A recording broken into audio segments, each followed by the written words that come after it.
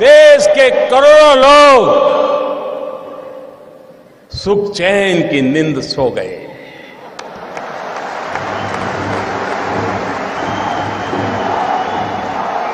और देश के लाखों लोग नींद के लिए गोलियां खरीदने जा रहे हैं, गोलियां नहीं मिल रही है।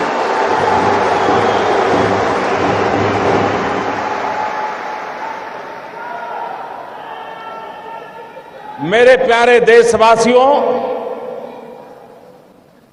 मैंने 8 तारीख रात को 8 बजे देश के सामने काले धन के खिलाफ, भ्रष्टाचार के खिलाफ मैं जो लड़ाई लड़ रहा हूं, देश जो लड़ाई लड़ रहा है, हिंदुस्तान का ईमानदार इंसान जो लड़ाई लड़ रहा है, उस दिशा में एक अहम कदम उठाया है।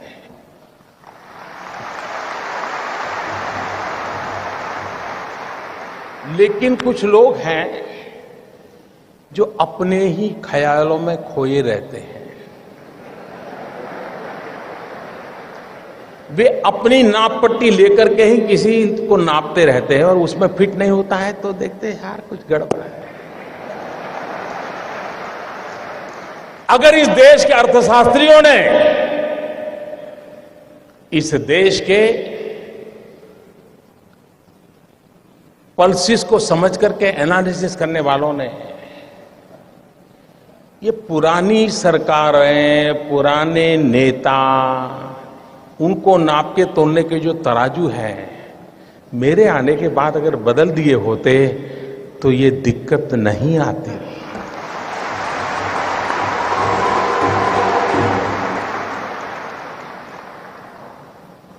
उनको समझ आना चाहिए था कि ऐसी सरकार देश ने चुनी है जिसके पास से देश की अपेक्षा है। आप मुझे बताइए भाइयों बहनों, 2014 में आपने वोट दिया था, भ्रष्टाचार के खिलाफ दिया था कि नहीं दिया था? आप मुझे बताइए, आपने एक काम करने के लिए मुझे कहा था कि नहीं कहा था? काले धन के खिलाफ काम करने के लिए आपने मुझे कहा था कि नहीं कहा था?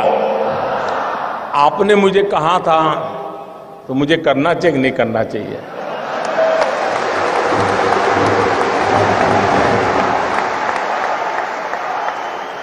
आप मुझे बताइए, आपने जब मुझे ये करने के लिए कहा था तो आपको भी पता था ना भाई ये काम करूंगा तो थोड़ी तकलीफ होगी, पता था कि नहीं था?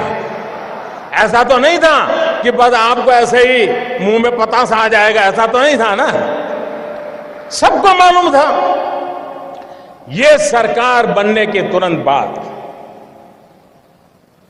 हमने एक सुप्रीम कोर्ट के निवृत्त न्यायमूर्ति के नेतृत्व में स्पेशल इन्वेस्टिगेशन टीम बनाई, SIT।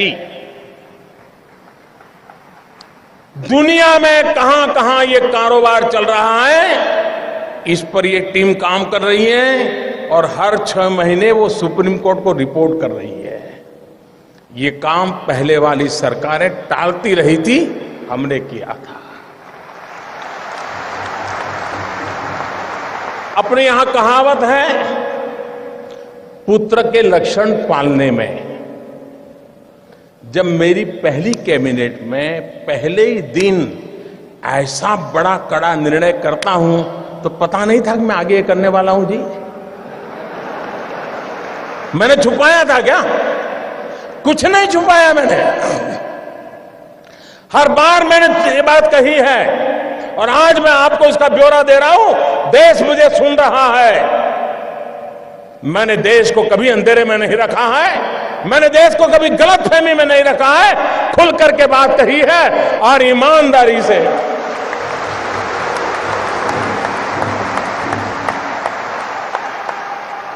भाइयों बहनों, दूसरा जरूरी काम था, दुनिया के देशों के साथ पिछले 50-60 साल में ऐसे एग्रीमेंट हुए थे कि जिसके कारण हम ऐसे बंद गए थे कि हम कोई जानकारियां ही नहीं पा रहे थे। हमारे लिए बहुत जरूरी था कि दुनिया के देशों से पुराने जो एग्रीमेंट है उसमें बदलाव करें, कुछ देशों के साथ नया एग्रीमेंट करें। अमेरिका जैसे देशों को मैं समझाने में सफल हुआ कि आप हमारे साथ एग्रीमेंट कीजिए और आपकी बैंकों में किसी हिंदुस्तानी का पैसा है, आता है या जाता है, हमें तुरंत पता चलना चाहिए। यह काम मैंने दुनिया के कई देशों के साथ किया है, कुछ देशों के साथ अभी भी चल रहा है, लेकिन विश्व में कहीं पर भी भारत की चोरी लूट का पैसा गया है तो उसकी तुरंत जानकारी मिले, इसका प्रबंध पुरजोश तरीके से हमने किया है। हम जानते हैं, आपको भी पता है कि दिल्ली के किसी बाबू का ये गोवा में फ्लैट बना हुआ है ना। मैं गोवा के बिल्डरों से मेरी शिकायत नहीं है, उनका तो काम है मकान बेचना, लेकिन गोवा में जिसकी 7 पीढ़ी में कोई गोवा रहता नहीं है, वो पैदा हुआ कहीं और, काम कर रहा है दिल्ली में, बड़ा बाबू है, फ्लैट खरीदा गोवा में। किसके नाम? खुद के नाम खरीदते हैं क्या? औरों के नाम से खरीदते कि नहीं खरीदते लोग? हमने कानून बनाया, जो भी बेनामी संपत्ति होगी, दूसरे के नाम की संपत्ति होगी, हम कानूनन अब उस पर हमला बोलने वाले। ये संपत्ति देश की है, ये संपत्ति देश के गरीब की है, और मेरी सरकार सिर्फ और सिर्फ देश में से गरीबों की मदद करना मेरा कर्तव्य मानती है, और मैं उसको करके रहूंगा।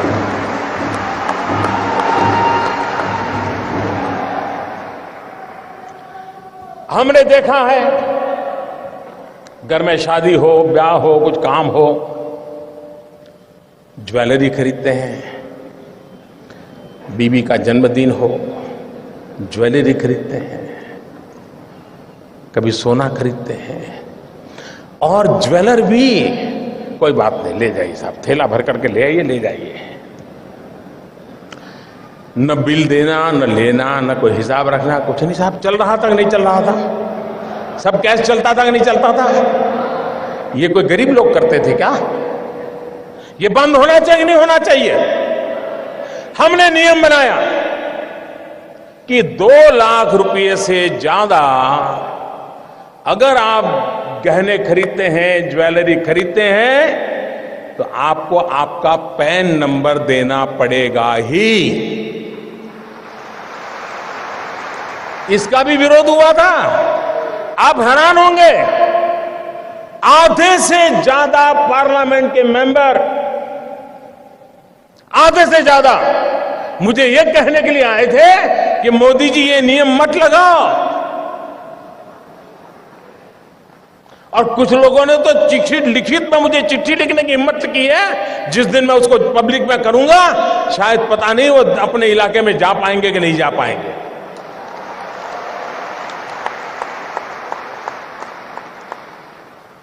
अगर आपके पास पैसे हैं, आप सोना जवाहरात खरीदते हैं,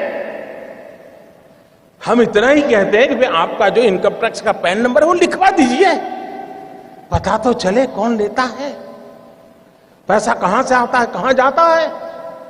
भाइयों बहनों, ये 70 साल की बीमारी है और मुझे 17 महीने में मिटानी है।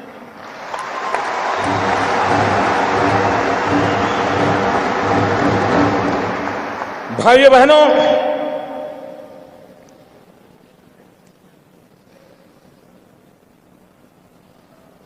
हमने एक और काम किया,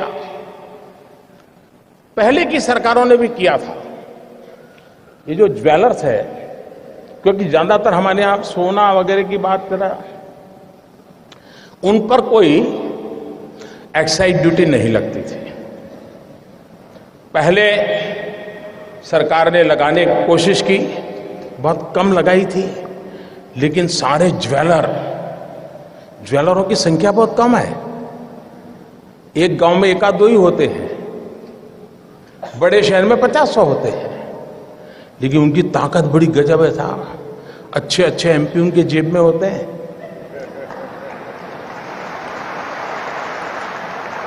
और ज्वेलरी पर जब एक्साइज लगाई तो मेरे पर इतना दबाव आया, एमपीओ का दबाव, डेलीगेशन, हमारे परिचित, साहब ये तो सब इनकम टैक्स वाले लूट लेंगे, ये तबाह कर देंगे, ऐसे ऐसे बताते थे। मैं भी डर गया कि यार मैं ये करूंगा पता नहीं क्या हो जाएगा। मैंने कहा ऐसा करो भाई, 2 कमेटी बनाते हैं, वार्ता करेंगे, चर्चा करेंगे। सरकार की तरफ से उनको भरोसा था, ऐसे एक्सपर्ट कमेटी बनाई। पहले वाली सरकारों को ये प्रयास वापस लेना पड़ा था। साहब मैं ईमानदारी से देश चलाना चाहता हूं, मैंने वापस नहीं लिया। मैंने ज्वेलरों को विश्वास दिलाया कोई आपसे ज्यादती नहीं करेगा, और अगर कोई इनकम टैक्स वाला ज्यादती करता है, आपने मोबाइल फोन से उसका रिकॉर्डिंग कर लीजिए, मैं उसके खिलाफ काम करूंगा। ये कदम हमने उठाया था। जिनको पता हो, ये सारा देख करके समझ नहीं आता था क्या मोदी क्या करेगा आगे। लेकिन अगर आप अपनी दुनिया में इतने मस्त थे कि और पॉलिटिकल पार्टी की तरह ये भी आकर के चला जाएगा, मैं भाइयों बहनों कुर्सी के लिए पैदा नहीं हुआ।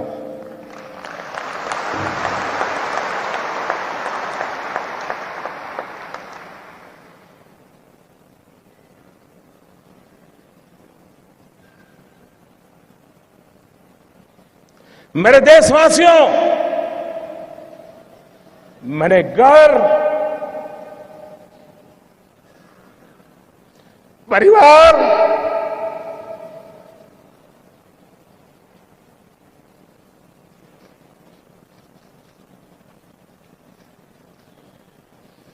सब कुछ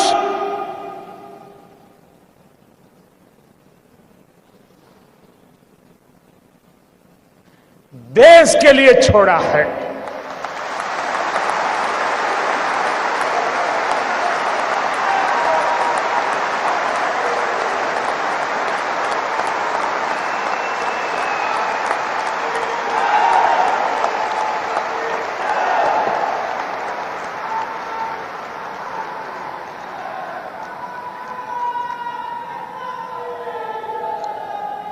हमने दूसरी तरफ ये भी जोर लगाया, अच्छा कुछ लोग होते हैं मजबूरन कुछ गलत करना पड़ा हो। सब लोग बेईमान नहीं होते जी, सब लोग चोर भी नहीं होते कि मजबूरन कुछ करना पड़ा होता है। वे अगर उनको मौका मिले तो सही रास्ते पर आने को तैयार होते हैं, और ये संख्या बहुत बड़ी होती है। हमने लोगों के सामने स्कीम रखी कि अगर आपके पास ऐसे बेईमानी के पैसे पड़े हैं, गलत पैसे पड़े हैं, तो आप इस कानून के तहत जमा करा दीजिए, इतना दंड भर दीजिए। उसमें भी मैंने कोई माफी नहीं दी। लेकिन व्यापारी लोग चीजों को समझने में बड़े होशियार होते हैं। उनको समझ में आ गया कि ये मोदी है, कुछ गड़बड़ करेगा। आपको जान करके खुशी होगी, आजादी के 70 साल में ऐसी योजनाएं कई बार आई। पहली बार 67,000 करोड़ रुपीज लोगों ने आकर के दंड समेत जमा कर दिए साहब। और 2 साल में टोटल सर्वे के द्वारा, रेड के द्वारा, डिक्लेरेशन के द्वारा 1.25 लाख करोड़ रुपया जो कहीं हिसाब में नहीं था, वो सरकारी खजाने में जमा हुआ है भाइयों। 1.25 लाख करोड़ का हिसाब आया है। ये 2 साल में किए हुए काम का मैं हिसाब आज गोवा की धरती से पूरे देश को दे रहा हूं मेरे भाई बहन।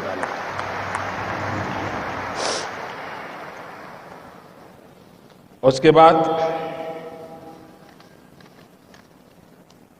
हमें मालूम था मुझे क्या करना है। हमने जनधन अकाउंट खोले। जब मैं ये स्कीम लेके आया था तो मेरी कैसे मजाक हुई थी, पार्लियामेंट में भाषण कैसे हुई थी आपको याद होगा। मुझे पता नहीं क्या क्या कहा जाता था। उनको लग रहा था कि मोदी के बाल नोच लेंगे तो मोदी डर जाएगा। अरे मोदी को जिंदा जला दोगे तो भी मोदी डरता नहीं।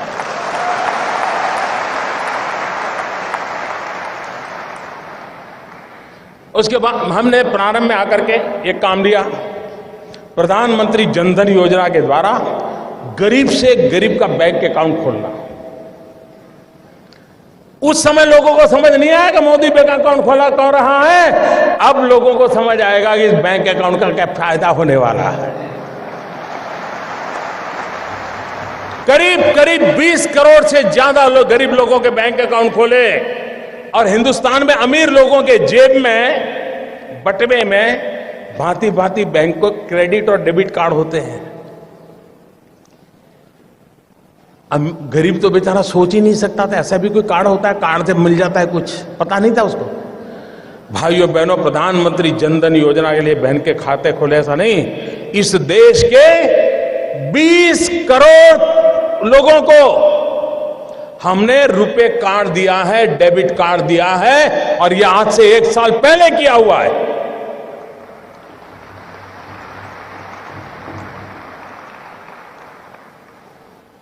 उस डेबिट कार्ड से अगर उसके खाते में पैसे हैं, वो बाजार से कोई भी चीज खरीद सकता है, उसकी व्यवस्था उसमें उपलब्ध है भाई। लेकिन लोगों को लगा नहीं, जैसे हर पॉलिटिकल काम होता है वैसे ही पॉलिटिकल काम नहीं था। मैं धीरे धीरे धीरे देश की आर्थिक तबीयत सुधारने के लिए अलग अलग दवाइयां दे रहा था, धीरे धीरे डोज बढ़ा रहा था। मैं डोज धीरे धीरे बढ़ा रहा था। अब भाइयों बहनों, मेरे देश के गरीबों की अमीरी देखिए। मैंने तुमको कहा था कि 0 अमाउंट से आप खाता खोल सकते हैं। एक बार आपका बैंक में पैर आना चाहिए बस। ये आर्थिक व्यवस्था में कहीं आप भी होने चाहिए। लेकिन मेरे देश के गरीबों की अमीरी देखिए दोस्तों। ये आज जो अमीर लोग रात को सो नहीं पाते हैं ना, गरीबों की अमीरी देखिए दोस्तों। मैंने तो कहा था कि 0 रकम से आप बैंक अकाउंट खोल सकते हैं, लेकिन मेरे देश के गरीबों ने बैंकों में जनधन अकाउंट में 45,000 करोड़ रुपया जमा करवाया दोस्तों। 45,000 करोड़ रुपया। यह देश के सामान्य मानवी की ताकत को हम पहचाने। 20 करोड़ परिवारों को रुपए कार्ड दिया। फिर भी कुछ लोग मानते ही नहीं थे। उनको लगता था यार कोई राजनीतिक गोटी बिठा देंगे तो हो जाएगा मामला। हमने एक बहुत बड़ा सीक्रेट ऑपरेशन किया। मनोहर जी वाला तो मैं नहीं कर सकता हूं।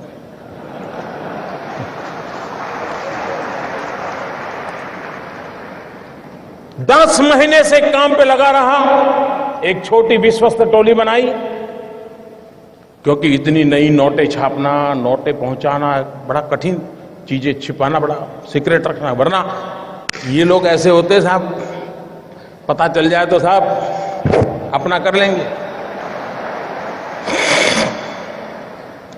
और 8 तारीख रात 8 बजे देश का सितारा चमकाने के लिए एक नया कदम उठा लिया दोस्तों। और मैंने उस रात को भी कहा था कि इस निर्णय से तकलीफ होगी, असुविधा होगी, कठिनाइयां होगी, ये मैंने पहले दिन कहा है। लेकिन भाइयों बहनों, मैं आज देश के उन करोड़ों लोगों के सामने सर झुकाता हूं कि सिनेमा के थिएटर पर लाइन लगाते हैं ना, वहां भी झगड़ा हो जाता है।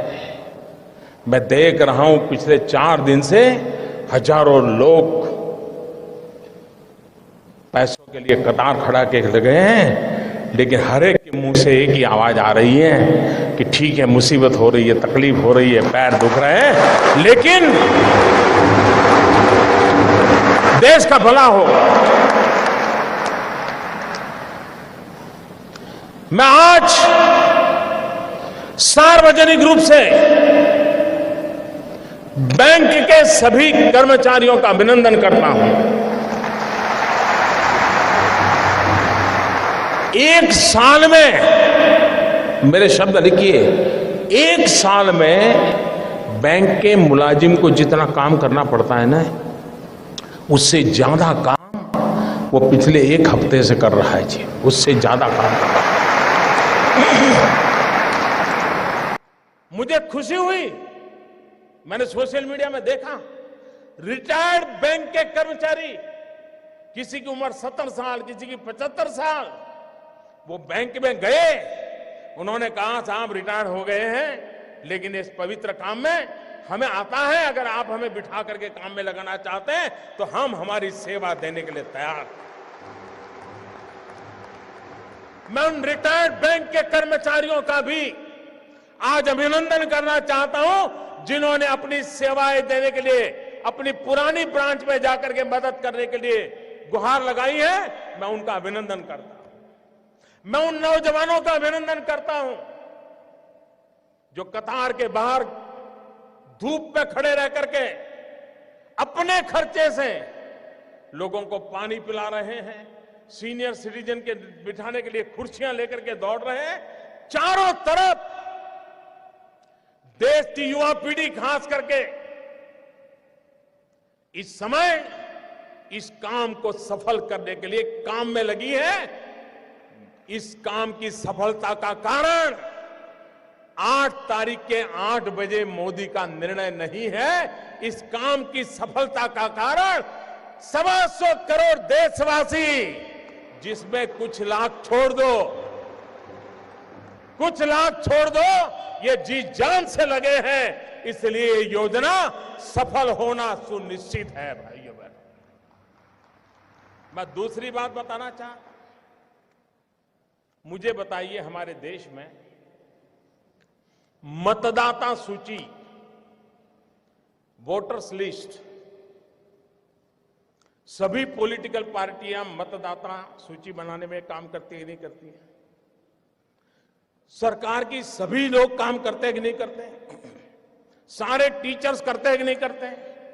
उसके बावजूद भी जिस दिन पोलिंग होता है, शिकायत आती है कि नहीं आती है? मेरा नाम निकल गया, हमारी सोसाइटी का नाम निकल गया, मुझे वोट नहीं देने देते। मुसीबत आती है कि नहीं आती है? इतना सारा ओपन होने के बाद भी तकलीफ आती है कि नहीं आती है? भाइयों बहनों, हमारे देश में चुनाव होता है, चुनाव में तो क्या करना होता है? जाना, बटन दबाना, वापिस आना, इतना ही करना है ना। तो भी इस देश में करीब करीब 3 महीने 90 दिन तक चुनाव का काम चलता है, 90 दिन तक। और उसमें सारा पुलिस तंत्र, सीआरपीएफ, एसआरपी, बीएसएफ, गवर्नमेंट का हर मुलाजिम,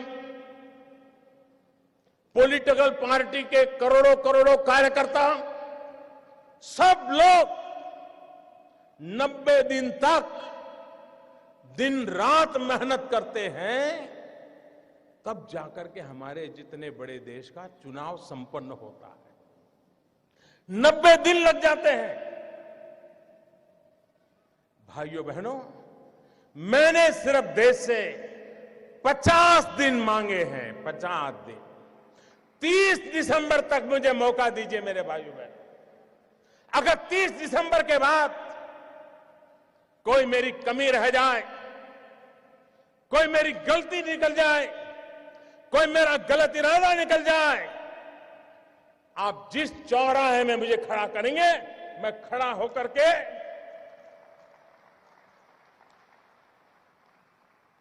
देश जो सजा करेगा वो सजा भुगतने के लिए तैयार हूं।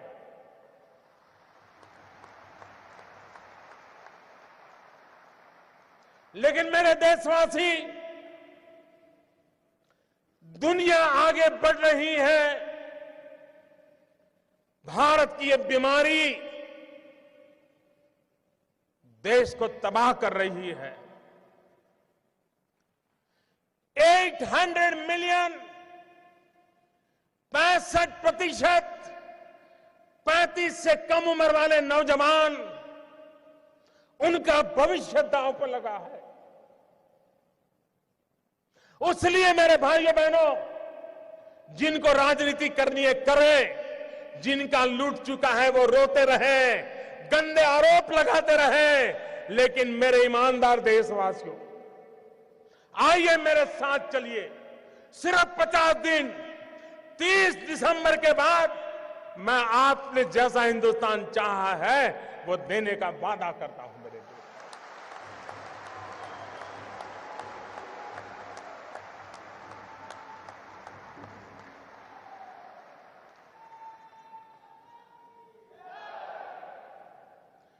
मेरे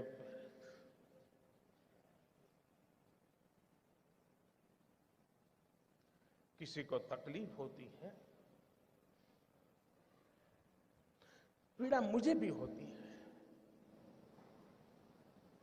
ये मुद्दा मेरे अहंकार का नहीं है।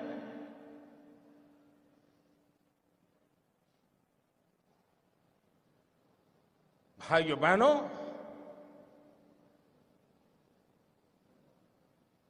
मैंने बुराइयों को निकट से देखा है।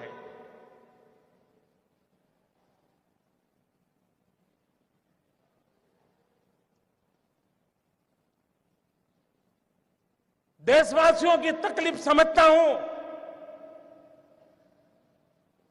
उनकी मुसीबत समझता हूं,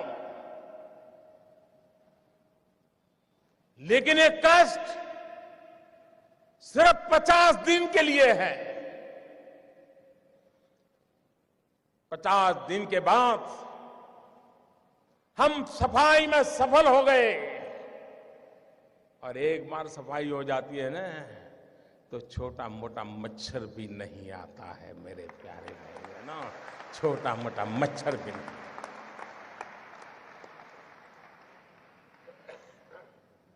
मुझे विश्वास है, मैंने लड़ाई ईमानदार लोगों के भरोसे शुरू की है, और ईमानदार लोगों की ताकत पर मुझे पूरा विश्वास है, पूरा यकीन है, पूरा भरोसा है।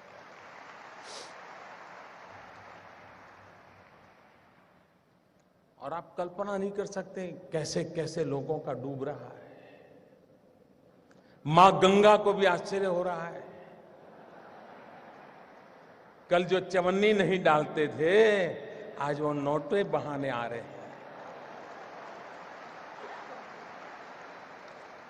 वो गरीब विधवा मां मोदी को आशीर्वाद देती है कि बेटा, कभी बेटा या बहू देखते नहीं थे, कल आए थे 2.5 लाख बैंक में जमा कराने के लिए। उन गरीब विधवा माओं के आशीर्वाद देश की सफलता के यज्ञ को आगे बढ़ाएंगे। और आपने देखा कैसे कैसे लोग 2G स्कैम, कोयला स्कैम, अरबों खरबों, मालूम है ना साहब, मालूम है ना। आज 4,000 रुपया बदलने के लिए लाइन में खड़े रहना पड़ता है जी।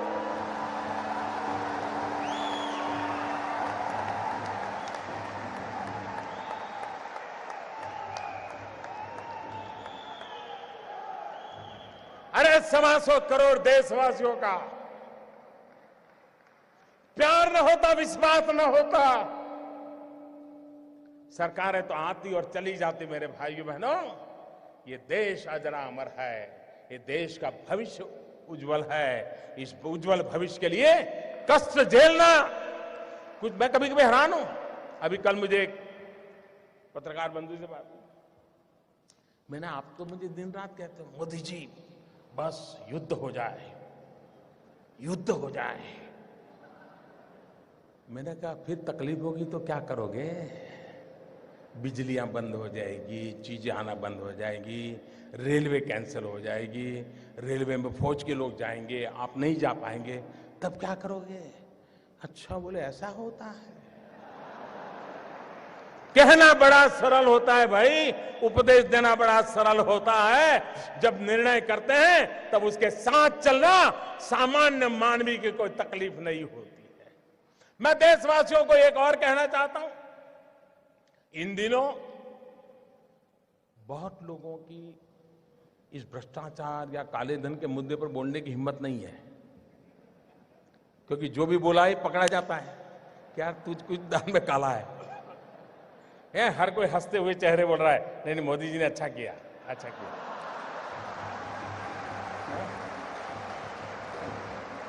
फिर किसी दोस्त को फोन करता है, यार कोई रास्ता है? फिर वो कहता है, यार मोदी जी है, सारे रास्ते बंद कर दिए। इसलिए अफवाहें फैलाते हैं। एक दिन अफवाह फैलाई थी, नमक महंगा हो गया।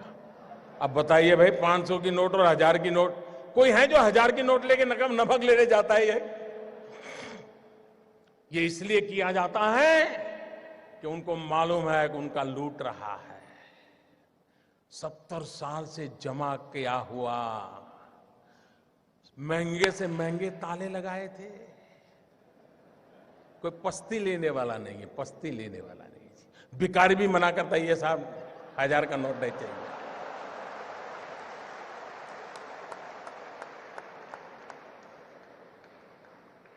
भाइयों बहनों, ईमानदार को कोई तकलीफ नहीं है। कुछ लोग अपनी नोट कहते हैं, मुझे सच मालूम नहीं, लेकिन चर्चा चल रही है, कहते 450 में बेच रहा है, कोई 500 की नोट, कोई 300 में दे रहा है। मैं देशवासियों को कहता हूं, आपका 500 रुपये में से एक नया पैसा कर्म करने की ताकत किसी की नहीं है। आपका 500 रुपया मतलब 499 एंड 100 पैसा पक्का।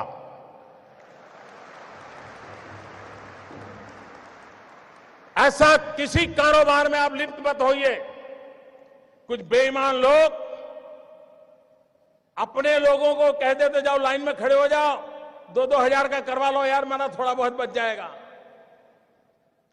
और दूसरा, भाइयों बहनों, मेरा सबसे आग्रह है, हो सकता है आपको पता भी न हो, शायद आपके चाचा, मामा, भाई, पिताजी जिनका स्वर्गवास हो, कुछ करके गए हो, आपका कोई गुनाह ना हो, बस आप बैंक में जमा कर दीजिए, जो भी दंड देना है दंड दे दीजिए, आप मुख्य धारा में आ जाइए, सबका भला है। और एक बात और कहता हूं, कुछ लोग अगर ये मानते हो कि आगे देखा जाएगा, तो कम से कम वो मुझे पहचान ले।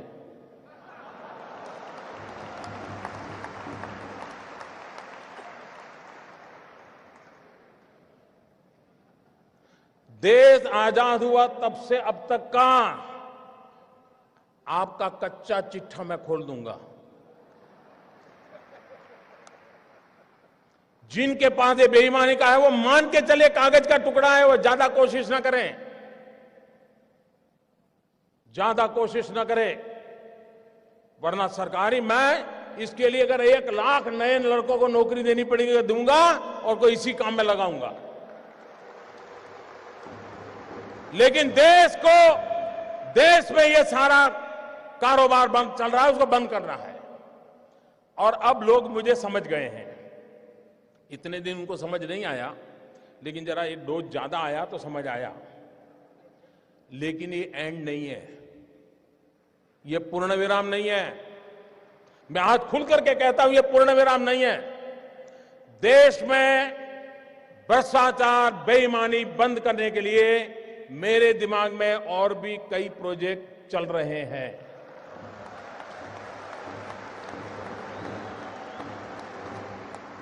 ये आने वाले हैं। ये ईमानदार लोगों के लिए मैं कर रहा हूं जी, देश के गरीब लोगों के लिए कर रहा हूं। मेहनत करके जिंदगी गुजार रहे हैं, उनको अपना घर मिले, उनके बच्चों को अच्छी शिक्षा मिले, उनके घर में बुजुर्गों को अच्छी दवाई मिले, इसके लिए मैं कर रहा हूं। मुझे गोवा वासियों के आशीर्वाद चाहिए। आप खड़े होकर के ताली बजा करके मुझे आशीर्वाद दें। देश देखेगा ईमानदार लोग। इस देश में ईमानदार लोगों की कमी नहीं है। इस देश में ईमानदार लोगों की कमी नहीं है। आइए ईमानदारी के इस काम में मेरा साथ दीजिए। शाबाश मेरे गोवा के प्यारे भाइयों बहनों, मैं आपका सर झुका करके नमन करता हूं। ये सिर्फ गोवा नहीं, ये हिंदुस्तान के हर ईमानदार की आवाज है। हिंदुस्तान के हर ईमानदार की आवाज है। भाइयों बहनों, मैं जानता हूं मैंने कैसे कैसी ताकतों से लड़ाई मोल ली है। मैं जानता हूं कैसे कैसे लोग मेरे खिलाफ हो जाएंगे। मैं जानता हूं 70 साल का उनका मैं लूट रहा हूं। मुझे जिंदा नहीं छोड़ेंगे, मुझे बर्बाद करके रहेंगे। उनको जो करना है करे। 50 साल भाइयों बहनों, 50 दिन मेरी मदद करे। देश 50 दिन मेरी मदद करे। जोर से तालियों के साथ मेरी इस बात को स्वीकार कीजिए आप। बहुत बहुत धन्यवाद।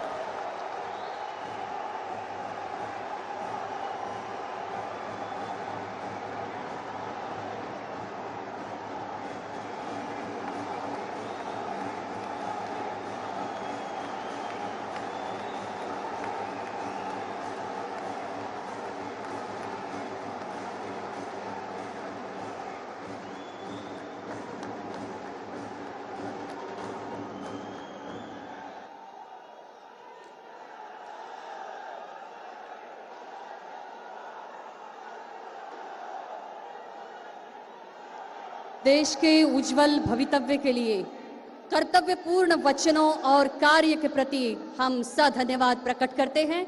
हम भी आबद्ध है, प्रतिबद्ध है। भारतात गोयची एक वेगळी सया आणि ताजेर प्रधानमंत्र्यांची असा एक खाशेली माया। आपका एक विशेष अनुग्रह गोवा राज्य पर हमेशा हमेशा रहेगा। हम आभारी हैं। भविष्य में भी आपके मार्गदर्शन से देश की विकास की गति और रोशन में रहेगी। फिर एक बार गोवा वासियों की ओर से सधन्यवाद। परतून एकदा मागता वास्को ते सांगे आणि पेडणे ते काणकोण म्हणसर आयिल्ल्या सगळ्या जनतेकडेन उभे राहून अभिवादनाची एक सलामी देशाचे प्रधानमंत्री श्री नरेंद्र मोदीजी हांकां।